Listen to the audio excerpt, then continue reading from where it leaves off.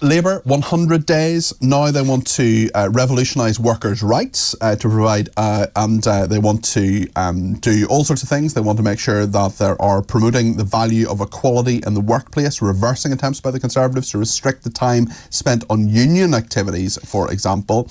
Reforms will also mean members' subs to unions once more will automatically contribute towards unions' political funds instead of people having to sort of opt in to that as well. Now, there are lots of people who think that these workers' rights bill is actually quite a good thing. There are lots of businesses, and I'd love to hear from businesses if you are one, whether you're for or against it. But I've certainly spoken to people, especially in small businesses, who say, look, lots more red tape here. But on the union issue per se, unions have done very, very well in the last 100 days. We've seen huge increases to junior doctors' salaries, to train drivers' salaries, for example, within the ASLEF union. We've seen teachers, other public sector workers getting 5.5% rises. They're voting on some of those at the moment. Let's talk to William Yarwood. He works for the Taxpayers Alliance as their media campaigns manager. William, just on the specific issue of the unions aspect of this, what are your concerns? Well, good morning, Peter, and thanks for having me on the show. I think my main concern is that taxpayers will likely be footing the bill for even more trade union facility time. Now, this isn't like a new thing that Labour has suddenly invented, and it's certainly a thing that the Conservative government tried to crack down on over the last 14 years. But as we found at the TPA, actually, in 2022 and 2023, there were more trade union representatives engaging in trade union facility time inside the public sector than had been previous years. I think it was the second highest on record. Why shouldn't they do that, William? Why shouldn't they represent their workers?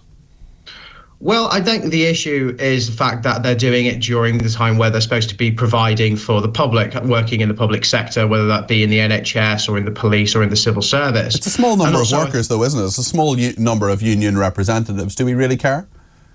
I think it does matter, actually, Peter. Yes, I think that when you have close to 23k public sector workers, which is an increase of about 400 odd since the 2021-2022, I think when you have that amount of people in the public sector who are spending a lot of their time on trade union facility time, and indeed doing it on the taxpayers, out of the taxpayers' wallet, I think that actually is an issue. There are 23,000 union reps within the civil service.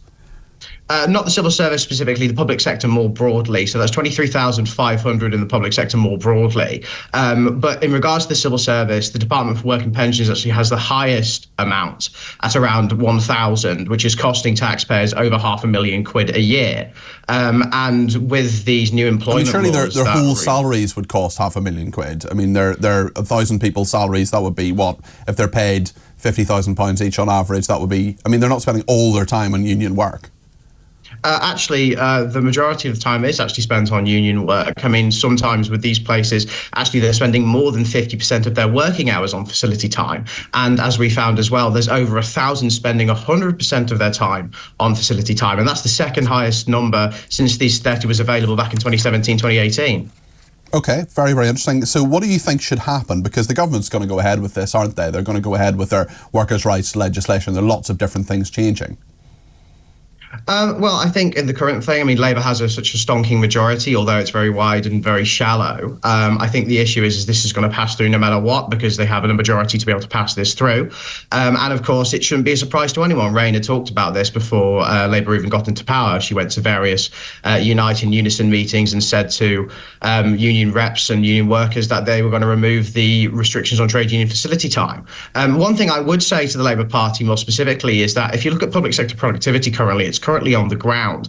And I think having more public sector reps spending more of their time doing trade union facility time rather than working, say, on the priorities that the British people want is actually a problem if you want to try and get productivity off the ground that it currently is on. What would you say to the government who says we're repeating the scorched earth approach the Tories took, which led to French-style strike chaos? It did nothing to boost our economy. This government is taking action needed to boost productivity and make work pay. Essentially, their argument, it seems to be, William, that, listen, if you talk to these union reps, you can actually get something done rather than simply ignoring them. Yeah, I think that's certainly a fair comment, but the issue is the idea that there was some sort of scorched earth policy to unions in the past is slightly nonsensical. I mean, as I said earlier, I mean, it's not like trade union facility time suddenly dropped off the face of the map under the last few years of Tory government. And as I said, between they did fail to negotiate with them properly, and I mean, the transport unions, for example, the Department for Transport didn't talk to them for nearly a year. That's maybe one argument that union reps have made, but another argument that you might make is that their pay downs were seen as completely unreasonable. I mean, the Labour Party, as soon as they got into power, completely caved to inflation-busting pay rises across the public sector, whether it's for junior doctors, whether it's for civil servants, or a variety of other public sector employees. And maybe the Tories in power just didn't think they had the headroom or the money to do that. And as some people are currently saying, maybe the increase in public sector pay for these workers actually contributed to the so-called £22 billion black hole that Rachel Reeves currently has in her finances. Well, certainly the 5.5% rise would be part of that. That certainly is an element, although I suppose Labour would argue that the deal was mostly done. William, thanks for your thoughts on that. That's William Yarwood. He's Media Campaigns Manager at the Taxpayers Alliance.